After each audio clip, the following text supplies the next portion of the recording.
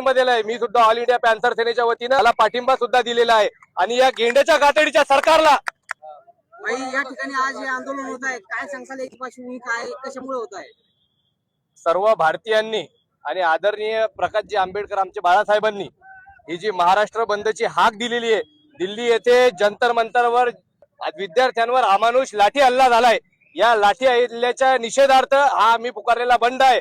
हा आम्ही सर्व पक्ष संघटनांनी याला जाहीर पाठिंबा दिला आहे। मी सुद्धा ऑल इंडिया पॅन्थर सेनेच्या वतीनं याला पाठिंबा सुद्धा दिलेला आहे आणि या गेंड्याच्या गातडीच्या सरकारला, या नरेंद्र मोदींच्या सरकारला आम्ही सर्व विद्यार्थ्यांच्या वतीने आवाहन सुद्धा केलंय की तुमची सत्तेची जी मस्ती आहे ही तात्काळ तुम्ही शांत करा, नाहीतर येणाऱ्या काळात या विद्यार्थ्यांचा आक्रोश जन आंदोलनाच्या माध्यमातून तुम्हाला दाखवल्याशिवाय राहणार नाही, हे देखील या ठिकाणी आम्ही सांगतो।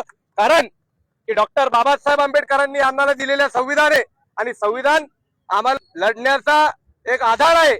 आंदोलन आम्ही संविधानाच्या याच्यात राहून आम्ही आंदोलन करतो आणि मला सर्व विद्यार्थ्यांना आव्हान करायचं आहे की जर तुम्ही लढले नाहीत तर हे गेंड्याच्या गातडीचं सरकार, मस्ताडलेलं माजलेलं सरकार असाच अन्याय तुम्हाला केल्याशिवाय राहणार नाही, हे तुम्ही लक्षात घ्या।